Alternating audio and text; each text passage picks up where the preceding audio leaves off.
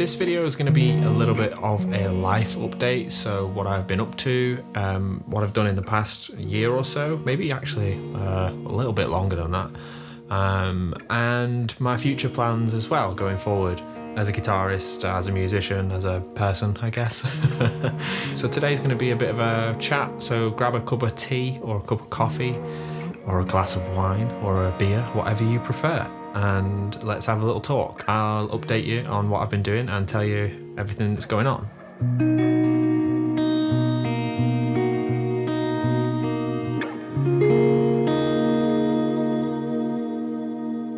So the reason you probably clicked on this video is because I have left my job, which was a job at JTC Guitar. So I'll clear up a little bit of confusion, and I've already done an Instagram post about the entire thing. So if you want to check that out, just head on over to my Instagram. But basically, from 2020 up until about 2 weeks ago, I worked full-time at JTC Guitar, and it was an immense experience, really valuable, learned a load from a bunch of really, really cool people. And it's been an absolute pleasure to work with everyone at JTC. And it's a bit bittersweet leaving. So why did I leave? Well, everything that you've seen from me so far up until 2 weeks ago has been outside of a full-time job, so a 9 to 5, which is what JTC was as well. So let me just give you a little bit of context. So when I joined JTC in 2020, I edited all of the videos. So that will be all of the releases, so the masterclasses, the 20 licks, everything like that. So it involved getting all of the exercises lined up and all of the licks and the solos and editing them in Premiere Pro and packaging it all up so that when you buy a masterclass, it looks quite nice and it feels like a complete product. So that was my job. And I really loved doing that because I got to watch guitar all day, which was really fun. Why did I leave if I enjoyed it so much and I loved the people that I worked with? Well, I was running out of time to do the things that I really cared about as well as JTC. So that's everything outside of work, and that's how I've operated since 2017, since I got my first job. That includes all the music I've released, all of the videos I've made, all of the projects I've worked on for the likes of Strandberg, Neural, product launches. Everything's been done outside of a 9 to 5 job. And I've loved every second of it. I've liked the, I don't want to say the word grind, but sure, we'll say it. I enjoy making stuff and I enjoy creating stuff. I like logging my progress as a musician and as a creative person, and well, making sound and making videos has been the perfect way for me to do that. And we're in the era of social media, so I thought it would be a bit of a waste to not share that with some people. And at the end of the day, Instagram and YouTube is kind of like an online portfolio. Videos take up a lot of space. You may as well have them on a free site where you can kind of store your videos, right? Which is kind of how I thought Instagram was when I started using it, which is a bit of a weird take on it, I'm aware of that. But I just wanted somewhere I could, like, you know, where was I at as a guitarist 1 year ago? Oh, you know, playing Dream Theater solos. Where am I at now? Oh yeah, playing Dream Theater solos. But more than that, jokes aside, that was the reason why I started doing it, and I've spoken about that before. So yeah, basically, to cut a long story short, that was how I was operating. I was getting to the point where I was getting more projects through the door, more music that was needing to be written, and saying no to some things that I didn't want to say no to. So outside of my 9 to 5, I've still got a life that I'd like to maintain. You know, I've got a house, I've got a partner, and they're really important to me just as much as music. So I can't be doing 9 to 5 music and then 5 to 9 or 5 to 10, 5 to 11, which is what I've done in the past, music as well. And it was getting to that point, and I think that I needed to change things, and the way I went about that was deciding to leave JTC. So now I'm fully self-employed, so I'm technically now doing music full-time, which is a dream of mine. I never thought I'd ever get to this place. It's very scary because it's a lot less secure. There's a lot less money at the point that I'm at now, but my mission and my little goal that I've set myself is to, with this extra time I've got now that I've left 9 to 5 work, is to use that time for me and to write more music and to work on more projects. And we'll get into all of that shortly, but yes, that's the reason why I did it, and it's still in the very early stages, but I wanted to update you all on where I'm at. If you've asked me in the past and you've been asking like, hey, how do you do this? Do you have a full-time job? Is music your full-time job? And I've said, yes, I have a full-time job and I do this. That's obviously not the case anymore. I'm just going to be doing guitar music, all that sort of stuff going forward. So hopefully that all makes sense. Now for the confusing part. I'm a JTC artist as well, and I love being a JTC artist, so all of my masterclasses come out with JTC. So there's the JTC full-time staff me, and then there's the JTC artist me. So obviously I've left the staff part. I no longer work 9 to 5, but I'm still very much a JTC artist. Very excited for a masterclass I'm working on right now, which is going to come out soon. And if anything, you'll be seeing even more masterclasses, more packs, more of me on JTC. I have more time to work on those things that I really, really care about. So yeah, nothing's changing in that regard. It's literally just me leaving as a 9 to 5 staff member. So yeah, hopefully that clears things up. So the next little thing I wanted to talk about is the tattoos. You don't have to go very far back to find me like 6 months ago with no tattoos. So where's the sleeve come from? Why the sleeve? Why did I do it? Have I always wanted tattoos? They're all really, really good questions. And how did I decide what to get as well? I'm sure there are some of you out there that are curious about tattoos and what you would get if you wanted one. And yeah, so let's dig right into it. So I'll chuck in some B-roll of the sleeve. I've not really shown it off. We'll put that in quotes. It's just kind of been there. I've not really wanted to sing and shout about it, but a lot of you have actually messaged and asked like, hey, when did you get tattoos? Have you always had them? And no, I've not always had them actually. So what happened last year, as some of you may know, is my dog Max passed away. And that was really, really sad time, quite traumatic, and went through a lot of grief. I'd experienced loss in my family before, but it was always with quite distant relatives, and I've always been very young whenever that's happened. So when I was like 11, you're not really fully developed emotionally to kind of cope with that sort of thing. But when Max passed away, I was obviously 26 and a lot older, and I was very close with my dog. I'm sure there's some of you who are dog owners who know exactly what I'm talking about. That kind of bond you have with a dog is very, very special and very close, and he was an absolutely ace dog. He was a border collie, a red and white one, and I'd got him when I was 16, so it was quite a pivotal age to get a dog as well, like just the end of my teenage years into becoming an adult, and he taught me a lot. He was an absolute firecracker, full of life, and yeah, when he passed away, don't worry, I'm not going to start crying or anything, but when he passed away, obviously I was very sad, very angry, upset, and dealing with grief, and I think everyone deals with grief in their own way. And he taught me that you're not here forever. And we all know that. That's kind of like the reality of life, right? But I don't think we really pay attention to it until it comes knocking at the door or something happens, right? So when that happened, he taught me, yes, he's lived every day to the max. Well, pardon the pun.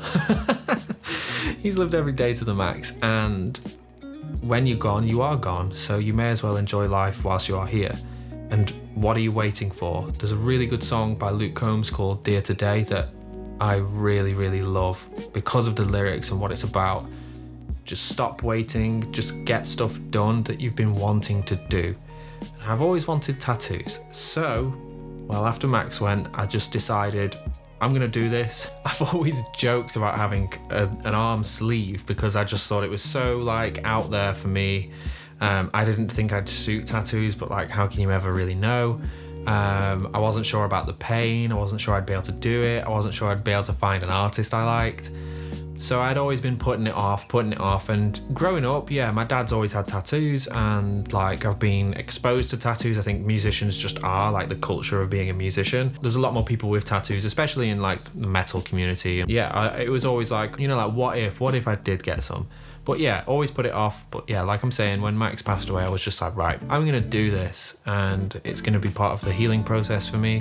And it really was. It was kind of like therapy. I didn't really expect that from it. It wasn't the reason I went for tattoos. I went because of, yeah, you're not here forever. So if you're only here for a little bit, you may as well have a sleeve, right? Or even more, right? So I started with the sleeve and it is finished. So the sleeve is finished, and I'm gonna have a little break from tattoos for a while just to kind of chill out, because it is obviously very expensive to get tattoos with a good artist. And I went to a really, really good artist. Really lovely chap called Scott Move. He's based in London. He owns Parliament Tattoo. So shout out Parliament Tattoo and shout out Scott, you are a legend. Yeah, it's just an honor really to have someone so gifted and talented like do artwork on your arm. I think it's absolutely amazing. And I get to walk around with a piece of art in a way on my arm, and some people don't understand that, and that's absolutely cool. To each their own. And yeah, we even went all the way down to the hand just because the sleeve didn't look finished until the hand was done. And I just thought, yeah, it's just skin at the end of the day. Part of the sleeve was to honor Max, and I didn't want to go obvious. I didn't want a portrait of my dog's face on my arm or anything like that. I just wanted something more symbolic, and it was Zoe who came up with the amazing idea to have a candle. It's more symbolic, right? So the candle has a lit flame, and I think that symbolizes Max very well because he had boundless energy, would always go no matter what, 100 miles an hour, and just had this kind of vigor for life. And I think the candle symbolizes that because it'll never go out. I think it poetically states what Max means to me. Even though he's gone, like that flame will keep on burning, even though he's not here anymore. So yeah, that's probably the most symbolic tattoo I've got. But the rest of it, here and there, is inspired by a lot of art and a lot of books mainly. The more and more tattoos I got, I was more and more open to different ideas and getting different things and exploring what I was interested in. And I think that's really cool because you can certainly overthink what you want to get with a tattoo, and you can certainly underthink, not that that's a common phrase, what you want to get as well. So I kind of like tried to strike the balance in the middle and get stuff I really thought was cool, and especially the candle, which meant a lot to me. And the other stuff is more symbolic of what I care about in terms of nature, animals, and the world in general, and as I'm trying to figure out why I'm here. So that's part of that. So I know your next question is gonna be, how much did it hurt, or did it hurt? Did different places hurt? And the honest answer is not really. The most painful part was the hand right by the knuckles, but even the inside arm and the inside forearm, I could hold a conversation for the entirety of all the sessions, and they were 4-hour sessions at a time. So I didn't mind the pain. I know everyone's absolutely different with how they react to that sort of feeling on their skin, and I describe it as like a cat scratch. So I didn't find it too bad. And the most funny thing is I hate needles, so I was a bit worried, but I kind of just pretended it was like a scratchy pen. If thinking about it like a pen helps you, then think of it like a pen. It helped me a lot when I went for my first session because I was really nervous, but Scott was absolutely amazing and made me feel comfortable. And I mean, we went in for the first tattoo, we went big, we just went for it. I guess that's kind of the personality I am. If I'm going to do something, I'm going to just do it properly, I suppose. Hence why we've gone from nothing to the full sleeve. Yeah, I'm going to wait a little bit before starting my right arm. I'm going to get a little bit more life in me, a little bit more exposure to different things and whatnot, and traveling and food, culture, nature, all that good stuff. Books, more books. I want to read more books.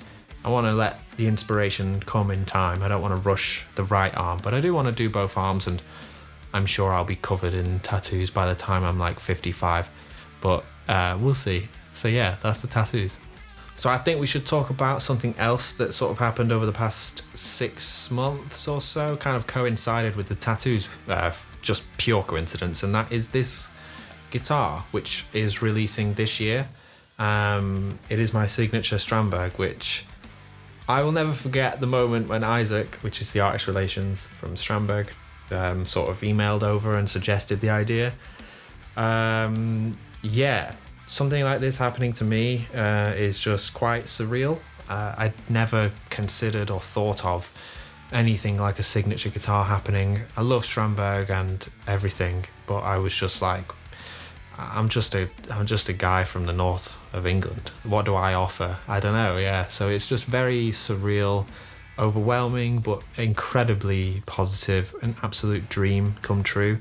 Still not really processing it. I'm not biased, but it is the best Strandberg I've ever played. That's clearly a joke, but yes. Can't wait for these to be out in the wild. This is just the first prototype. We're only making a very tiny change, and that's just changing the base plates of the juggernauts from silver to black. obviously. It's just a tiny little detail we thought would finish the guitar off when they go into the production models, and make it a really complete blacked out vibe.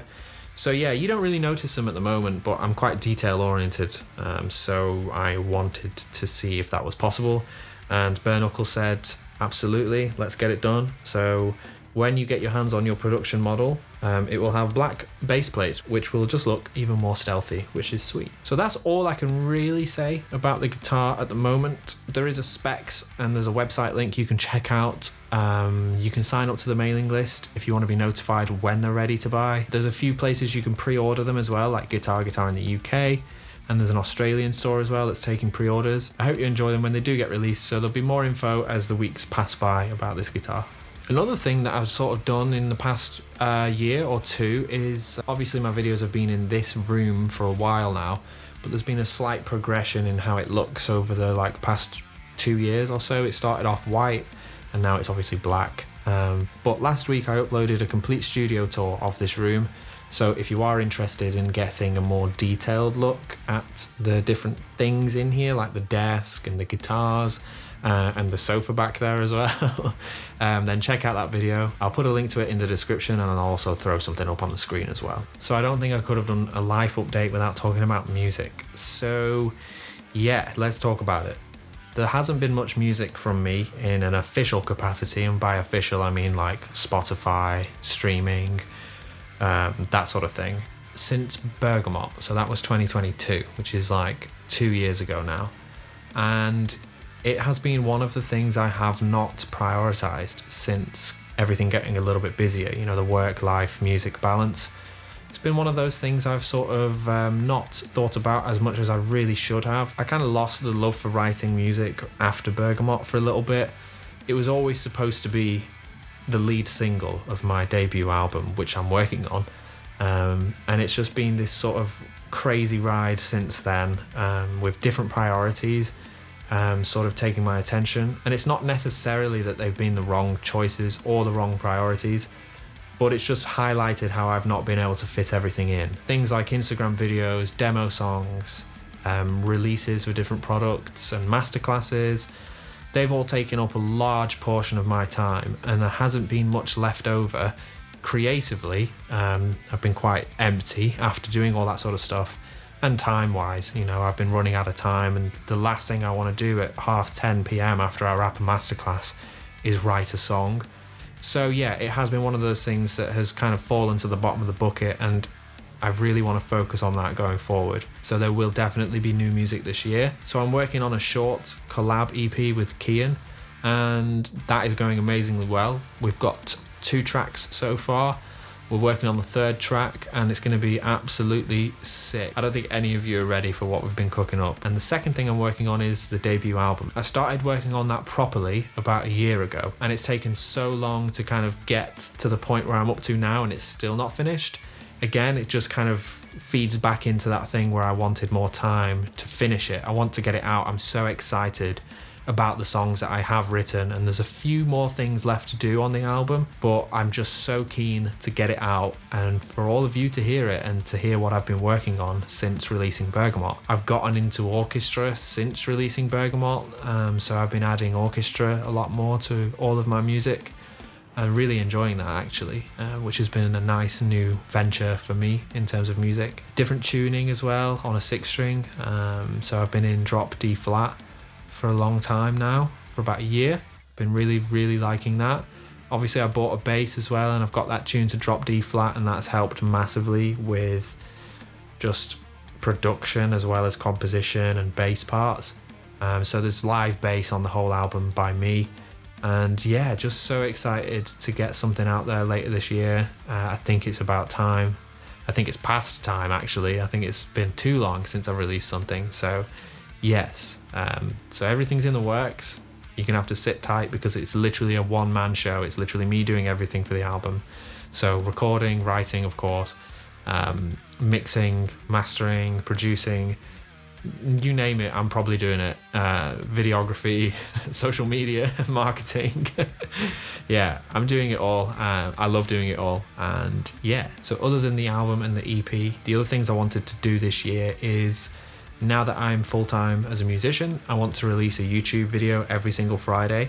So the studio tour came out last Friday, and this one will be coming out this Friday as you're watching it right now. And that's just a little challenge I've set to myself, as well as getting back on Instagram a little bit more and TikTok and short form content. I really like doing that sort of stuff. It's really good practice for me in terms of mixing and songwriting, and I like to write challenging parts, so I'm always working and practicing on something if I have to get a clean take. I'm very mindful to not let that sort of stuff take over instead of the music writing again, because I'm very keen to get this music out, and that does take a long time, and it's sort of deferred gratification. So I could spend 10 hours writing a track and there's nothing to show at the end of it. So that's been something I've been working through, whereas if you worked on an Instagram video, if you filmed it, there's something to show, like, you know, a reel or a demo song or a piece of work for a brand that you might have done. So it's trying to think about things in a slightly different capacity. It's not about the immediate results, it's about creating a body of work that's got a real perspective and a real meaning to it. So that's basically you up to date with what I'm doing and what I've done. You're all amazing. Thank you for all of your support. I'll see you in next week's video. Take it easy.